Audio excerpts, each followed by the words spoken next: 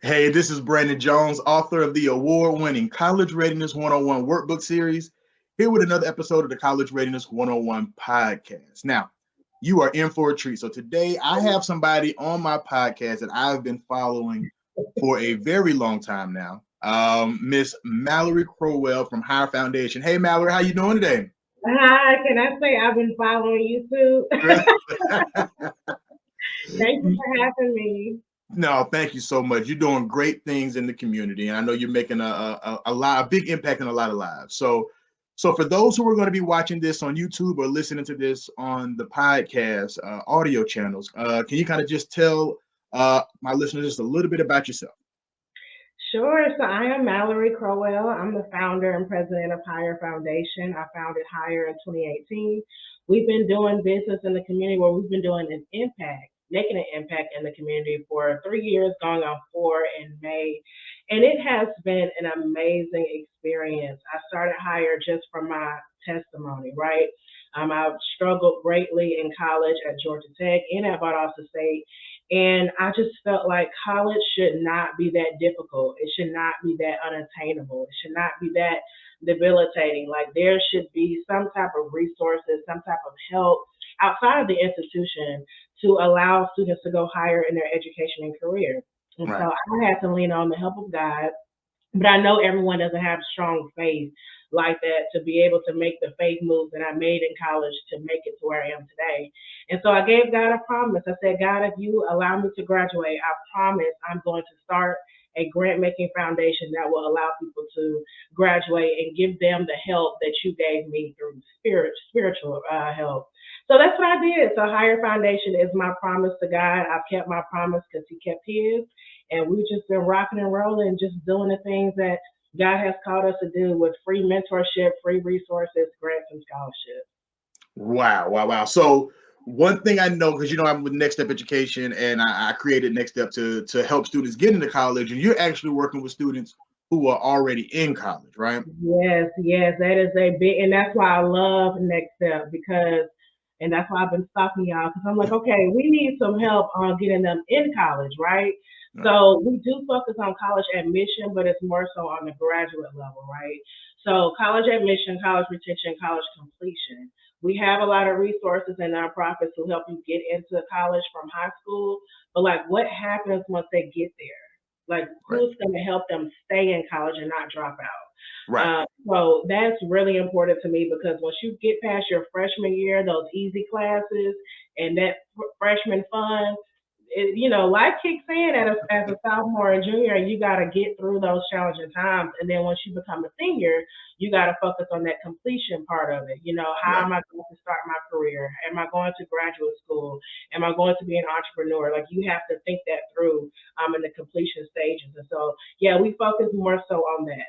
Got you. Got you. Well, that kind of helped. That's a perfect segue into kind of our topic for the day. And we're talking about academic success, right? So there are going to be families listening to this and they'll be preparing for college, but we want to make sure that we shorten their learning curve to understand how they can be successful academically when they get to college, right? Right. Because college classes are a little different than high school classes, right? So we want to make sure that they can kind of get those resources that they need academically to be successful. So I wanted to kind of talk with you about what you're doing with your students when you are advising them, when you're talking to them about being on campus, and they need some academic help or they need, some assistance because they're struggling academically. Kind of what are some of your top things that you're kind of working with them on? I think the most thing that I push is office hours. Office hours. Office Yes. hours. Went to Georgia Tech and my engineering. I was an electrical engineering major, very, very difficult major.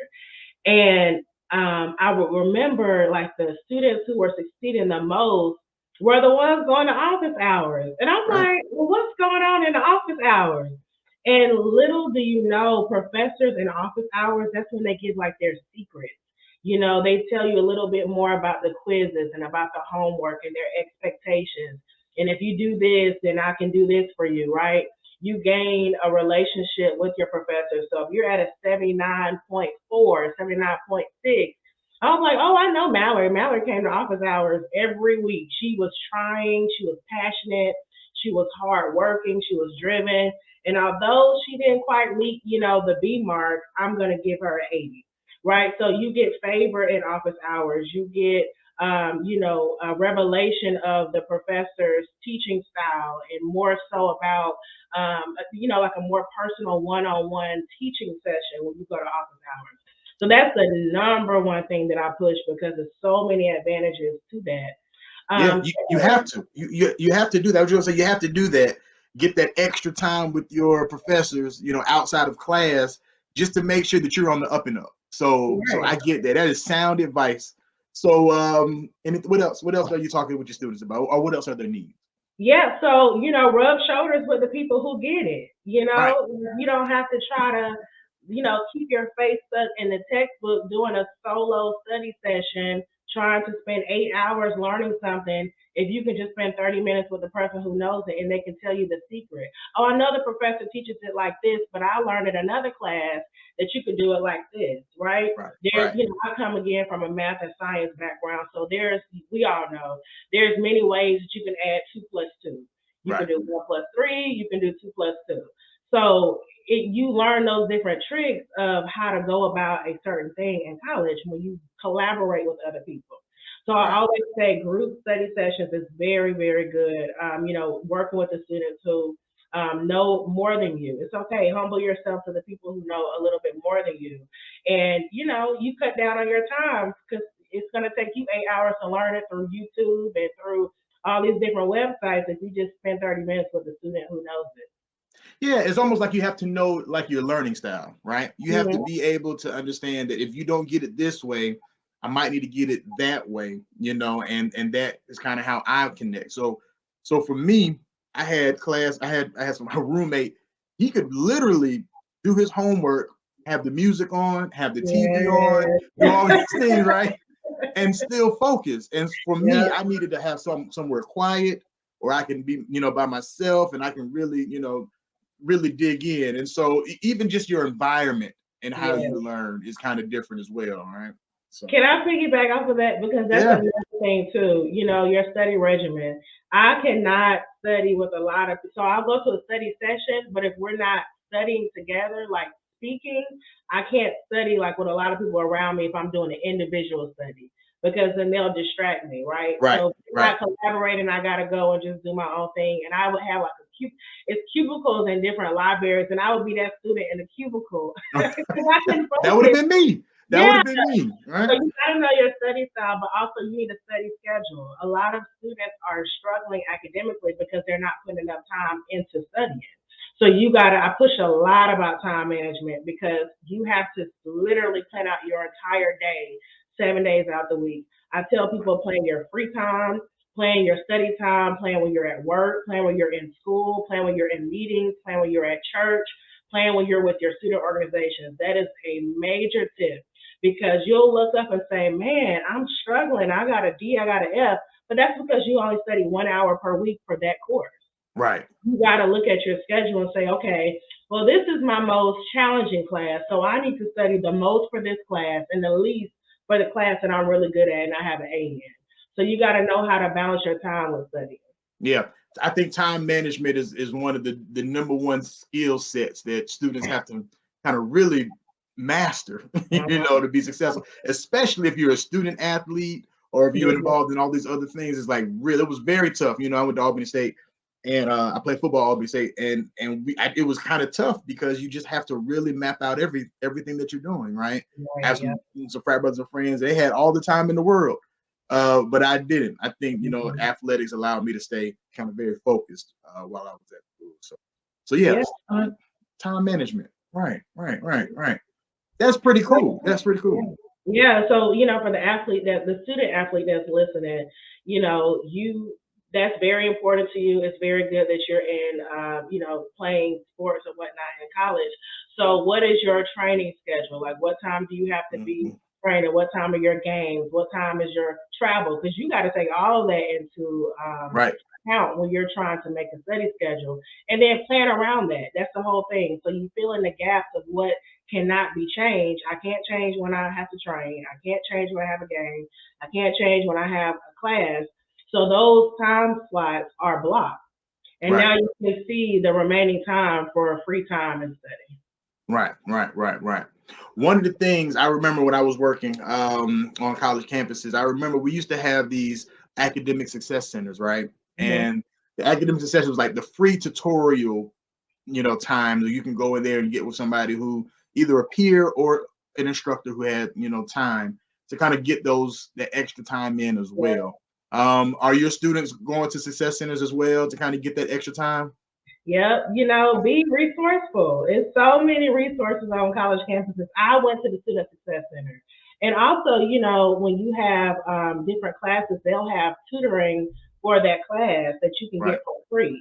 So right, it'll be either like a student who took that class and got an A, or it'll be a graduate student who's doing it for, assistance with their tuition and fees for the college. And that's all in an academic student success center. So yes, of course, it's so yeah. good to take advantage of that free tutoring because you don't have to pay somebody outside of your college for tutoring when it's right there on your campus. Right. It's part of your tuition, right? So It is. it's something you've already paid for, and you should take advantage of it as well. So Yeah, no, I think this was good. So office hours, rub shoulders with those students who get it, time management, and take advantage of the resources that are kind of there on your campus, right? yeah. Can I say one more thing? Because that Yeah. triggered me. It's so much wrapped in your tuition and fees. And it's like people think that they're paying just for them to go to class and get the grade in that class. Like that is only a small subset of what you're paying for. Right. Every office, every program, every resource that is wrapped up in your tuition and fees. So take advantage of it. Don't leave money on the table in your college experience. Like you gotta Right. get what you pay for. Right. You paid for it. You might as well take advantage of it, right? You better go to that gym. You better Yeah. go to that treadmill. And You they better go have to those. training at the gym. Right. You paid for it. You might as well. No, Mallorye. I think this was great. I think that the students and the parents who are going to be listening to this are going to really be able to take from this like what they need to do academically, right? It's just Mhm. because you're going to have hard classes. I don't care what program you're in, what major you select. At some point, you're going to have a tough class. And Exactly. you want to make sure that you can kind of put yourself in a position to be successful by just knowing what you can do academically on the campus. Yep. Right. Well, I appreciate you giving these nuggets to these families. You're welcome. I enjoyed it. I enjoyed it so much. I hope it was helpful. And listen, you all can be the best that you can be. And if I close out with one thing, your GPA does not define you. So if you Right. are struggling academically, it's okay. You can get back up, get these resources, get these tutoring sessions together, go to office hours, and you can turn your GPA around. But do not let your GPA define you. Absolutely. So Mallorye, how can my listeners get more information about you or find out more about Higher Foundation? Yeah, just go to our website, higherfoundation.org. All of the information is there. If you're a Georgia college student, you can become a higher student. When you become a higher student, you gain access to our mentorship, free resources, grants, and scholarships. So we have literally everything that you need when you're in college. You can also follow us on social media. We're most active for students on Instagram. It's at higher FDNINC, and all other social media platforms are on our website. And if you want to talk to me directly, Mallorye at higherfoundation.org. That is Mallorye with an E at the end, right? Yeah. And so we want to make sure everybody understands that. So Mallorye, thank you so much. We'll close this one out. I actually have a couple of other questions I want to ask you. I'm gonna see. You have time to stick around for another episode? I have all the time. I am a fan of you, so I have the time that you need. I appreciate that. So, if you like what you're hearing and you want to learn more, you can subscribe to this podcast on your favorite streaming platform and on YouTube at College Readiness 101. You can follow me on my social media platforms on Facebook and Instagram at College Readiness 101. And you can visit my website for resources to help prepare you for that high school to college transition at collegereadiness101.com. We'll talk to you next time. Bye-bye.